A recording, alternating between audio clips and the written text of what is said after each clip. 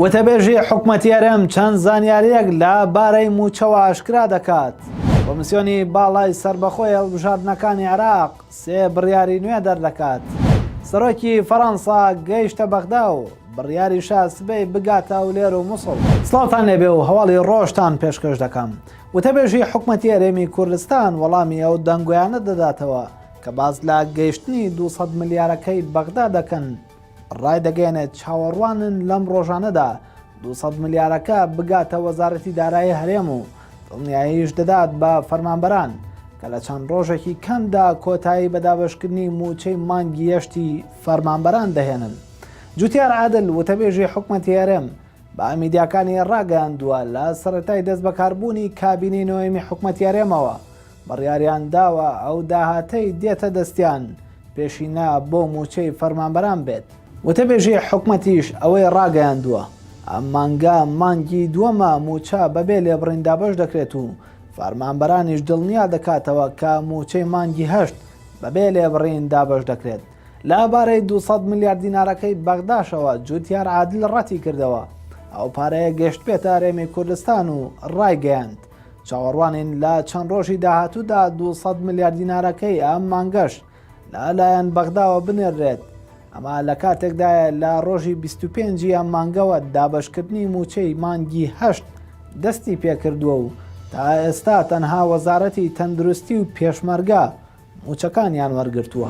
کۆمیسیۆنی باڵای هەڵبژاردنەکانی عێراق لە بەیاننامەیەکدا ڕایگەیاند بە پشتبەستن بە مادەی 38 لە بڕگەی حوتەمی یاسای هەڵبژاردنەکان ئەنجومەنی کۆمسیاران سێ بڕیاری نوێی بۆ دەستەبەرکردنی پاک و بێگەردی هەڵبژاردنەکان دەرکردووە.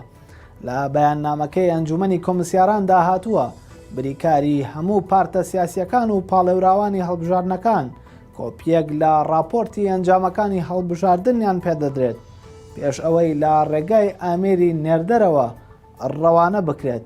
هەر لە چوارچەوەی بڕیارەکاندا بریکاری هەموو پارتە سیاسیەکان و پاڵێوراوان وێنەیەک لە ئەنجام و کاغەزی دەنگدانی هەموو وێزگەکانیان لە ڕێگەی میمۆریەوە پێدەدرێت پێش ئەوەی لە ڕێگای ئامێری نێردەرەوە ڕەوانە بکرێت. هەرچی تایبەتە بە بڕیاری سێمیش دیاریکردنی ئەو وێزگانەیە کە لە ناو ناوەندەکانی دەنگداندا جیاکردنەوەی دەنگەکانی لە ڕێگای دەستیەوە بۆ ئەنجام دەدرێت. بە پێی بڕیارە نوێیەکەی ئەنجومەنی کۆمسیاران پێویستە بە شێوەی تیر و پشک دیاری بکرێت. دوای گەیشتنی بە شاری بەغدا و کۆبوونەوەی لەگەڵ سەرۆکوەزیران ئیمانوێل ماکرۆن سەرۆکی فەڕەنسا و مستەفا کازمی کۆنگرەیەکی ڕۆژنامەوانیان ئەنجامدا و دواتر چاوی بە سەرۆکۆماری عێراق دکتۆر بەرهەم ئەحمەد ساڵح کەوت. بڕیاریشە سبێنێ سەرۆکی فەڕەنسا سەردانی هەولێر و مووسڵ بکات و لەگەڵ بەرپرسانی باڵای هەرێم کۆبێتەوە. مستەفا کازمی سەرۆکوەزیرانی عێراق سوپاسی سەرۆکی فەڕەنسای کرد بۆ ئەو ڕۆڵە گرنگەی لە شەڕی دژ بە داعش لە عێراق بینیوێتی و هیوای خواست پاریس بەردەوام بێت لە هاوکاریکردنی عێراقیەکان. لە بەرامبەریشدا ئیمانوێل ماکرۆن دوو پەیامی گرنگی ئاراستەی عێراقیەکان کرد و ڕایگەیاند. سەرباری پابەندیمان بە بڕیارەکانی هاوپەیمانی نێودەوڵەتی دژی داعش، بەڵام فەڕەنسا بەردەوام دەبێت لە ڕوبەڕووبوونەوەی داعش لە عێراق. سەرۆکی فەڕەنسا ڕاشی گەیاند پشتگیری ئەنجامدانی هەڵبژاردنە پێشوەختەکەی ئەنجومەنی نوێنەرانی عێراق دەکات. لە دیداری سەرۆکۆماری عێراق و ئیمانوێل ماکرۆندا بەرهەم ساڵح سەرۆکۆماری عێراق سوپاسی هاوکاریە بەردەوامەکانی گەلی فەڕەنسای کرد و ئاماژەی بەوە کرد فەڕەنسا وەک بەشێکی گرنگی هاوپەیمانی دژی داعش دەمێنێتەوە و بەردەوام دەبێت لە پەیوەندی باشی لەگەڵ عێراق.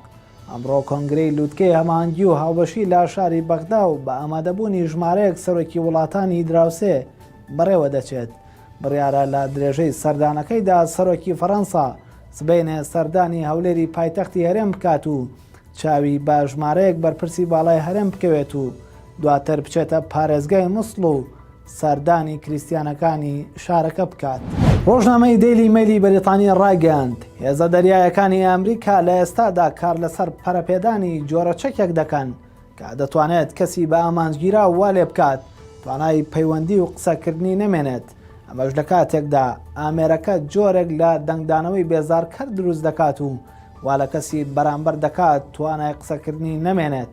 ڕۆژنامەکە نووسیوێتی چەکە نوێیەکەی ئەمریکا سیستەمێکی شێواندنی دەنگیە بە شێوەیە کار دەکات کە سەرەتا دەنگی بە ئامانجگیرا و لە ڕێگای مایکرۆفۆنێکی دوورمەودا تۆمار دەکات و دەتوانێت دەنگی زۆر دوور وەربگرێت و دواتر بۆ بەگەڕخستنی دەنگەکە پشت بە بڵندگۆیەکی گەورە دەبەستێت و بە شێوازێکی ئۆتۆماتیکی دەنگەکە دەگەێنێت. پسپۆڕانی سەربازی ڕای دەگەێنن ئەو دەنگە تۆمارکراوە کە لە کاتی ئاراستەکردنیدا جگەل لە کەسی بە ئامانجگیرا و هیچ کەسێکی تر گوێ لێ نابێت کەوای لێ دەکات نەتوانێت قسە بکات بێ ئەوەی بزانێت بۆچی توانای قسەکردنی لەدەستداوە. هەواڵەکانتان پێشکەش کرا. شادومان بن.